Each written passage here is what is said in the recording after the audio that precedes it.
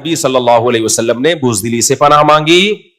اچھا بعض دفعہ دیکھنے میں لگتا ہے بزدلی ہے، حقیقت میں بزدلی نہیں ہوتی، مصلحت ہوتی ہے. لوگ کہتے ہیں نا فلاں کے خلاف بیان دے دو، فلاں کے خلاف بیان دے دو، نہیں دے رہے اس کا مطلب بزدلی ہے. بزدلی نہیں ہے. کچھ جاہل لوگ سوسائٹی میں ہوتے ہیں جو آپ کے خلاف بولتے ہیں، دھمکیاں دیتے ہیں تاکہ ہم بھی آگے سے کیا دیں، دھمکی دیں. جب اگلے کی دھمکی آئے گی ہم بھی دھمکی دیں گے. یوٹیوب کی دنیا میں ایک نیا پھڈا شروع ہو جائے گا. تو پھر ایسے موقع پہ عالم خاموشی اختیار کرتا ہے. جو سمجھدار علماء ہوتے ہیں وہ کیا کرتے ہیں؟ خاموشی. اس لیے کہ قرآن کہہ رہا ہے وَإِذَا خَاطَبَهُمُ الْجَاهِلُونَ قَالُوا سَلَامًا. جاہل لوگ چاہتے ہیں آپ کو دھمکیاں دے گے تاکہ آپ ان کے خلاف تقریریں کریں اور جو آپ اصل کام کر رہے ہیں اس سے رہ جائیں آپ. تو اس خاموشی کے لوگ کیا سمجھتے ہیں؟ بزدلی. دیکھو ڈر گیا، دیکھو بزدل آدمی ہے. پھر وہ پروپیگنڈا کرتے ہیں، آپ کو غیرت دلاتے ہیں کہ آپ بولو. اگر آپ ان کی باتوں میں آ کے بولنا شروع کر دیا اس کا مطلب آپ بہادر نہیں ہو بلکہ آپ پرلے درجے کے بے وقوف ہو کہ جو باطل چاہتا تھا آپ نے اپنے آپ کو اسی بحث میں ڈال دیا. تو مصلحت اور بزدلی دونوں بالکل الگ الگ چیزیں ہیں. سمجھتے ہو؟ تو اللہ کا شکر ہے ہم مصلحتاً بہت سی چیزوں پہ خاموش ہو جاتے ہیں. بزدلی کی وجہ سے میں اللہ سے امید کرتا ہوں انشاءاللہ کہ میں بزدلی کی بیس پہ خاموش نہیں ہوتا. سمجھتے ہو؟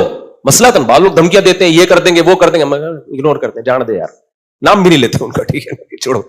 وجہ اس کی ہے کہ ان کا تو کام ہی یہی ہے. اب ہم بھی اگر دھمکیاں دیں گے تو ایک نئی جنگ چھڑ جائے گی یوٹیوب پہ. اس سے کیا فائدہ ہوگا؟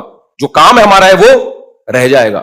تو ایسے موقع پہ قرآن کی تعلیمات ہیں فاعفو واصفحو، نظر انداز کرو، معاف کرو، درگزر کرو، تاکہ آپ کا جو اصل ہدف ہے، جو آپ کا اصل کام ہے، آپ کسی کے بہکاوے میں آ کے اپنے اصل کام کو نہ چھوڑیں. سمجھتے ہو کہ نہیں سمجھتے؟ تو میں بات عرض کر رہا تھا میرے بھائی، اللہ کے نبی نے پناہ مانگی بزدلی سے بھی، اور کسل کسے کہتے ہیں؟ سستی سے بھی. ومن البخل، کنجوسی سے بھی. یہ بھی بہت بڑا عیب ہے، جیب سے پیسہ نکلتا ہی نہیں ہے. لیکن ابھی میں ایک چیز کو فوکس کروں گا، سستی کو، کیونکہ اس کا نیند سے بڑا گہرا تعلق ہے. تو ہمارے ہاں خانقاہیں ہوتی ہیں، اہل اللہ الحمدللہ لوگوں کی تربیت کر رہے ہیں. لیکن ایک کامن مسئلہ جو ہمیں دیکھنے میں آتا ہے دینداروں میں بھی، جس کی طرف ہماری توجہ نہیں ہے، وہ مسئلہ ہے سستی. سست آدمی نہ دین کا نہ دنیا کا. تو میں سوچ رہا ہوں اپنی اصلاح کے لیے بھی اور آپ لوگ کی اصلاح کے لیے بھی نا ایک ڈیجیٹل خانقاہ، جس کا میں تجربہ ایک دفعہ کر چکا ہوں. اس خانقاہ میں کیا تھا، 3 دن ہم نے لوگوں کو بلایا تھا، 6-7 سال ہو گئے. تو بھائی صبح اتنے بجے تمہارے باپ کو بھی اٹھنا ہے. سمجھتے ہو؟ اس کے بعد تہجد پڑھ کے دعا مانگنی ہے، معمولات پورے کرنے ہیں، پھر جاگنگ کرنی ہے ہر مرید کو. ٹھیک ہے، شیخ بھی دوڑے گا. شیخ میں تھا، شیخ بھی کیا کرے گا؟ دوڑے گا. شیخ کا باپ بھی دوڑے گا. کیونکہ اگر پیر دوڑ نہیں سکتا اور جوان بھی ہو پیر، تو مشائخ ہوتے ہیں، بزرگ ہوتے ہیں، وہ الگ بات. تو بھائی جو دوڑ نہیں سکتا نا، وہ دنیا میں کوئی کام نہیں کرے. اس کی صحت ہی ٹھیک نہیں ہوگی تو کیا کام کرے گا؟ وہ تو کولیسٹرول کا ڈبہ ہوگا، گھی کا ڈبہ ہے. گھی کے ڈبے سے آپ کیا امیدیں لگاؤ گے؟ ہے بھائی، چل نہیں سکتا، دوڑ نہیں سکتا. تو اس میں ہم نے یہی کیا، اس میں پروفیسر تھے یونیورسٹیوں کے، بعض بڑے اچھے اچھے لوگ آئے تھے. ہم نے کہا آپ صبح دوڑیں گے، اور وہ دوڑ رہے ہیں. اب جس کو دوڑنا نہیں آتا، پہلے ہم نے کہا آپ واک کریں، تھوڑا تیز واک کریں اتنی دیر، پھر آہستہ آہستہ ہلکا ہلکا دوڑیں. دوڑیں گے، واک سے کام نہیں بنے گا، دوڑنا ہونا چاہیے. میں نے ایسے ایسے کیس دیکھے جن کو میں بہت زیادہ پرفیکٹ سمجھتا تھا ان کی صحت تو ہٹو بچو ہے یار. 4 قدم دوڑے اور گر گئے. آپ اندازہ لگاؤ، جب یہ حال ہو کہ آپ چل نہیں سکتے، آپ دوڑ نہیں سکتے، تو آپ دین یا دنیا کے کسی کام کے ہو سکتے ہو؟ آپ یہ تو کیا یعنی نہ اللہ کا نہ اللہ کے بندوں کا. جو سست آدمی ہے وہ 5 ٹائم تکبیر اولیٰ کے ساتھ نماز پڑھ سکتا ہے؟ وہ تو اٹھنے میں گھنٹہ لگا دے گا. تو ان میں ہم نے دوڑایا.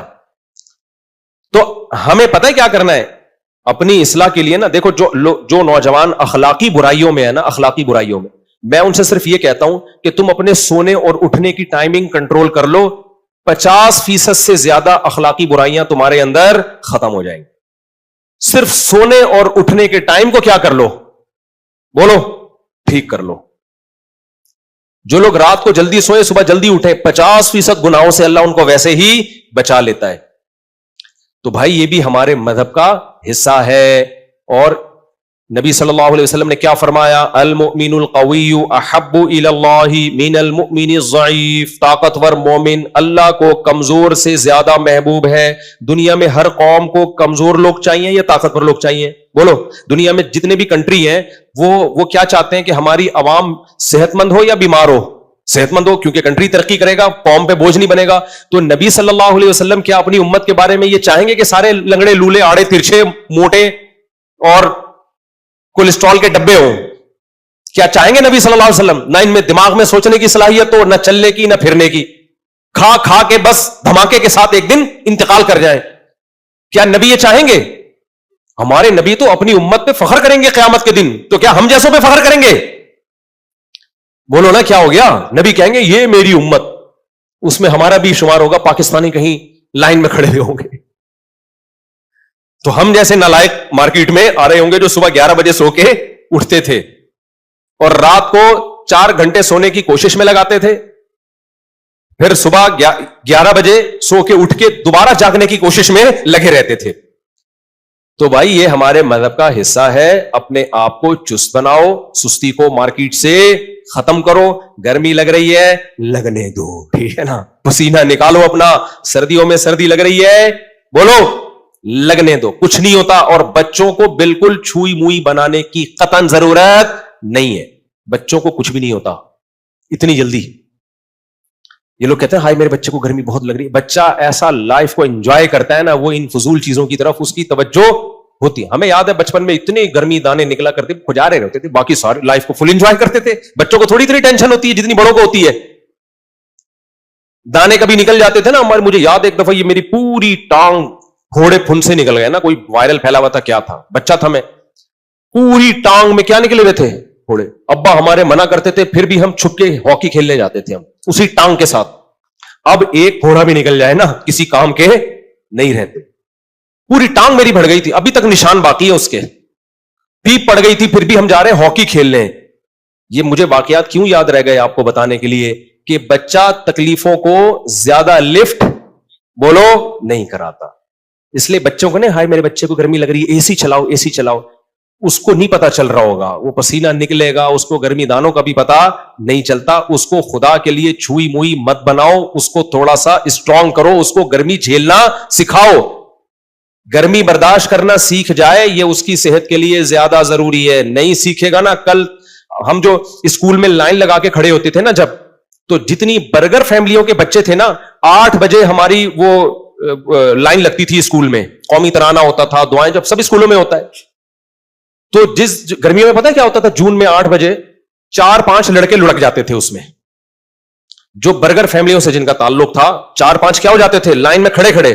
بھائی 8 بجے اسمبلی ہو رہی ہے، 15 سے 20 منٹ کا وہ ٹائم تھا. 15 سے 20 منٹ ان برگر فیملیوں کے لیے 15 منٹ تک دھوپ میں کھڑا ہونا ان کے لیے ممکن نہیں. گڑک کر کے گرتے تھے. پھر ہمارے ٹیچر پریشان ہو، بھائی ڈی ہائیڈریشن، اس کو گلوکوز پلاؤ، اس کو یہ کراؤ، اٹھا کے لے کے جا رہے ہیں. ہم حیران ہوتے تھے ابے اس کو ہو کیا گیا ہے. تو جب انسان مشقتوں کا عادی ہوتا ہے، اس کے لیے روزہ رکھنا بھی آسان، اس کے لیے تہجد پڑھنا بھی آسان، اس کے لیے نماز پڑھنا بھی آسان، اس کے لیے ماں اور باپ کی کڑوی کسیلی کو برداشت کرنا بھی آسان، کیونکہ اس کے اندر برداشت کی طاقت. اکثر مالدار گھروں کے بچے، 100% کی بات نہیں کر رہا، اکثریت کی بات کر رہا ہوں، کوئی یہ نہ سمجھے میرے بارے میں ہو رہا ہے. بھائی سب کی بات ہم کر ہی نہیں رہے. اکثر مالدار گھروں کے بچے بدتمیز ہوتے ہیں، ماں باپ کی نہیں سنتے. وجہ اس کی یہ، ابا نے ٹیمپریچر کو ہمیشہ مینٹین رکھا ہوتا ہے، ٹھیک ہے نا. نہ بچے کو گرمی لگنے دی، نہ بچے کو سردی. اب جس کمبخت سے 27 کا 28 والا ٹیمپریچر برداشت نہ ہو، وہ ابا جب اس کو ڈانٹیں گے تو اس کو کہاں سے برداشت ہوگا؟ کیونکہ اس کی گرمی 40 سے اوپر کی ہوتی ہے جب ابا کی ڈانٹ پڑتی ہے. 40 ڈگری سے اوپر کی گرمی ہوتی ہے جب ابا ڈانٹتے ہیں نا کسی کو. اور آپ نے ہمیشہ اس کو 27 پہ سیٹ کر دیا ہے، 26 یا 27 پہ. کوئی 24 پہ سیٹ ہوا ہوا ہے، کوئی 23 پہ سیٹ ہوا ہوا ہے. میں تو سفر کرتا ہوں لوگوں کے ساتھ، یار مفتی صاحب اسی کا جو ہے نا 24 کر دیں، میں 24 پہ سیٹ ہوں. کوئی کہہ رہا ہوتا ہے یار یہ اتنا کر دیں، میں اس پہ سیٹ ہوں. ہر آدمی قبر میں جب جاؤ گے نا، وہاں بھی اے سی لگوا دینا.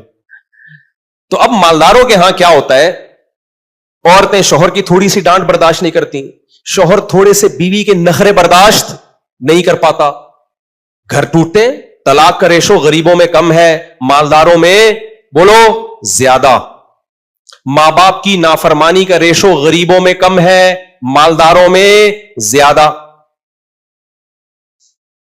ڈپریشن, اسٹریس, خودکشیوں کا ریشو غریبوں میں کم ہے, مالداروں میں بولو زیادہ. یہ کتابوں کی رپورٹ نہیں ہے, یہ مشاہدے کی رپورٹ ہے. تو سوال پیدا ہوتا ہے بھائی کیوں زیادہ ہے؟ وجہ اس کی ایک ہی ہے, پیدائش سے لے کے بڑھاپے تک بچے کو ایک ٹیمپریچر پہ انہوں نے کیا کر دیا ہے, سیٹ. مشقتوں کا عادی نہیں بنایا. نہ بچوں سے گھر میں کام لے رہے ہوتے ہیں کہ پانی پلا دو, یہ کر دو, نہیں. جب ہم نے سرونٹ رکھا ہوا ہے, ہمارے ہاں نوکر کام کرتے ہیں, ہم بچوں سے کام نہیں لیں گے. تو بچہ بچپن سے کیا بنتا ہے, چھوئی موئی بن جاتا ہے. وہ ڈپریشن کا شروع سے ہی مریض بنا ہوا ہو. بھائی کام لیا کرو اس سے, اس کو گرمی بھی لگنے دو, اس کو سردی بھی بولو لگنے دو, تو اس سے فائدہ ہوگا. تو پورا بیان آج میرا اسی پر ہو گیا. تو یہ اس لیے نا کہ میں بہت دنوں سے بہت غصہ آ رہا تھا مجھے, ہر آدمی ہائے پسینہ, یہ بھائی بس کر یار, یہ آج پہلی دفعہ نہیں ہے. کراچی کو آباد ہوئے صدیاں ہو چکی ہیں, ہمیشہ ایسے ہی ہوتا رہا ہے. اتنا شور کبھی بھی کسی نے نہیں مچا, اب بہت مچانے لگے. میں جب باہر گیا نا, ابے تم کراچی میں رہتے کیسے ہو, ہوئی ایسا کر کے نا اتنی, میں نے کہا بھائی ساری دنیا رہ رہی ہے, اتنی کروڑوں کی آبادی ہے کراچی کی, سردی بھی تو ہوتی ہے ماشاءاللہ. اور کراچی والے ذرا سی سردی پڑے حال دیکھو یار آپ ان کا. کراچی میں زیادہ سردی تو پڑتی نہیں ہے. یہاں میں نے فجر میں ایسے لوگ دیکھے ہیں نومبر میں, وہ کوٹ سردیوں میں پہن کے فجر پڑھنے آتے ہیں جو سائبیریا میں نہیں برف میں لوگوں نے پہنا ہوا ہوتا. سائبیریا میں برف میں جو پہنا ہوا ہوتا ہے نا, فجر میں وہ کوٹ پہن. میں ان سے کہتا ہوں مارے گا کیا, ٹینشن سے مارے گا, بس کر بھائی بس کر. آپ سب کو پتا ہے کراچی میں اتنی سردی پڑتی ہی نہیں ہے کہ پوری سردیوں میں سویٹر پہننے کی بھی نوبت آئے. میں نے کراچی میں سردیوں میں جیکٹ صرف اس وقت پہنی ہے جب میں بائک پہ جامع الرشید جاتا تھا, کیونکہ احسان آباد کا کھلا ایریا ہے, صبح صبح فجر کے بعد ہوا لگنے کا خطرہ ہوتا تھا, بس اس دوران جیکٹ, ورنہ میں نے جیکٹ کو دیکھے ہوئے once upon a time jacket یا سویٹر دیکھے ہوئے عرصہ بیت گیا ہے. تو اس میں اتنا چھوئی موئی بنے ہوئے ہیں لوگ کہ فجر میں کیا پہن کے آ رہے ہیں, وہ سائبیریا والے ڈریسنگ میں آ رہے ہیں فجر میں. تو بھائی اتنا نہیں, تھوڑا سا لگنے دو یار, تھوڑا سا کانپ ہی جاؤ گے نا, ایک دم تھوڑی مرو گے, پہلے کانپو گے پھر طبیعت خراب ہوگی, اس دوران کچھ پہن لینا یار, ایک دم سے تھوڑی ہوگا, تھوڑا سا لگنے تو دو. تو بھائی ہمارے مذہب کا حصہ ہے, سستی بری چیز ہے, چستی اچھی چیز ہے, بزدلی بری چیز ہے, بہادری بولو نا, سبق یاد کرا رہا ہوں, میں خود بھی یاد کر رہا ہوں, میں کوئی فنٹر نہیں ہوں, میں خود بھی یہ چیزیں یاد کر رہا ہوں. بہادری اچھی چیز ہے, کنجوسی بری چیز ہے, سخاوت اچھی چیز ہے. اور ایک اور چیز, رات کو جلدی سونا اچھی چیز ہے, دیر سے سونا بری چیز ہے. صبح جلدی اٹھنا اچھی چیز ہے, دیر سے اٹھنا بری چیز ہے. جو صبح دیر سے اٹھے گا سارا دن سوتا ہی رہے گا, چاہے 10 گھنٹے سو جائے وہ. جو رات کو جلدی سو کے جلدی اٹھ جائے گا, تھوڑی دیر سوئے گا, سارا دن فریش رہے گا. تو جب تک محنت مشقت کی عادت نہ ہو, سستی ہماری زندگیوں سے نہ نکلے, اس وقت تک میرے بھائی ہم دنیا کی ذلیل قوموں میں ہمارا شمار ہوگا, اور ہم بدنام ہوں گے پوری دنیا میں, اور آپ کے اسلام میں اٹریکشن بھی نہیں ہوگی. غیر مسلم آپ کے روزے اور نماز کو دیکھ کے نہیں آئے گا, وہ آپ کے لائف اسٹائل کو پہلے دیکھتا ہے. وہ کہہ رہے یہ رات بھر سوتے ہیں, فجر پڑھ کے پھر سو جاتے ہیں, تو آپ کی وہ فجر سے بالکل بھی متاثر نہیں ہوگا. دیکھو اللہ نے فجر رکھی اس لیے, دنیا میں کوئی ایسا ہو سکتا ہے جو آپ کو اٹھا کے دوبارہ سلائے ہے؟ یہ کوئی مینجمنٹ ہوئی؟ اللہ نے فجر رکھی اس لیے کہ بس بہت سو لیے, اب یہ سونے کا ٹائم نہیں ہے. اللہ نے اس لیے, تو ہم نے ایسی چالاکی کی, ہم نے کہا اللہ تو ہمیں صبح جلدی اٹھانا چاہتا ہے, ٹھیک ہے اٹھ جائیں گے پھر سو جائیں گے دوبارہ. اللہ میاں کہہ رہا تم کر کیا رہے ہو یار, میں نے اٹھایا اس لیے تھا کہ بہت سو لیے. دیکھو ہر عبادت کی ایک حکمت ہوتی ہے کہ نہیں ہوتی؟ ہر عبادت کی ایک حکمت مسلط ہوتی ہے. جیسے قرآن کہہ رہا ہے روزہ رکھنے کی حکمت کیا ہے, تمہارے کنٹرولنگ پاور بڑھے اور تم گناہ چھوڑو. ہم نے کہا اللہ کوئی بات نہیں, ہم روزہ رکھیں گے اور فلم دیکھ کے روزہ پاس کریں گے, غیبتیں کر کے ٹائم پاس کریں گے. تو اللہ میاں کہے گا نا کہ کمبختوں میں نے تمہیں روزہ جو رکھوایا تھا تاکہ گناہ سے بچنے کی طاقت بڑھے, تم الٹا اسی روزے کو پاس ہی گناہ کر کے کر رہے ہو. تو روزہ تو پھر بھی ہو جائے گا, لیکن یہ کر کیا رہے ہو تم؟ ہر عبادت میں ایک مصلحت ہے نا. تو فجر کی نماز میں حکمت اور مصلحت یہ ہے کہ مسلمان قوموں کے کاموں کا آغاز فجر سے شروع ہو. تھائی لینڈ میں نے فجر میں مارکیٹیں فل کھلی ہوئی دیکھی ہے, بہت سارے کنٹری میں فجر کے وقت ساری مارکیٹیں کھلی ہوئی, فل رش ہوتا ہے بازاروں میں. ہمارے یہاں آپ چلے جاؤ فجر میں 12 بجے ایک دفعہ میں حیدری گیا ہوں تو مجھے لگا اسٹرائک ہے شاید آج. لوگوں نے کہا ابھی تو ان کی صبح صادق بھی نہیں ہوئی ہے. تو اللہ میاں نے فجر اس لیے رکھی تھی کہ مسلم قوم کیا کرے گی, فجر میں اپنے بوری کا لی امتی فی بکوری, حدیث میں آتا ہے اللہ نے صبح کے وقتوں میں برکت رکھی ہے کام میں. تو یہ امت ساری صبح صبح فریش ہو کے اٹھی ہوئی ہوگی, نماز پڑھ کے کاموں کا آغاز کرے گی. ہم نے اسلام سے بھی 2 نمبری کی, ایسے ٹوپی باز قوم ہے یار. ہم اسلام سے بھی ہم نے 2 نمبری کی. ہم نے کہا اسلام ہمیں فجر میں اٹھا رہا ہے, کوئی بات نہیں, ہم اٹھ جائیں گے. اس کے بعد ہم دوبارہ کیا کریں گے سوچ. نتیجہ وہی نکلا, پھر 11 بجے, ٹھیک ہے نا. تو یہ ساری فسادات ہیں ہماری سوسائٹی میں جس کی مجھے بھی اصلاح کی ضرورت ہے, اور آپ کو بھی. تو مل جل کے اس کی اصلاح کر لینی چاہیے. میرا خیال ہے ہم سب کو انسان کا بچہ بن جانا ہے. اللہ عمل کرنے کی توفیق عطا فرمائے. وعلیکم السلام.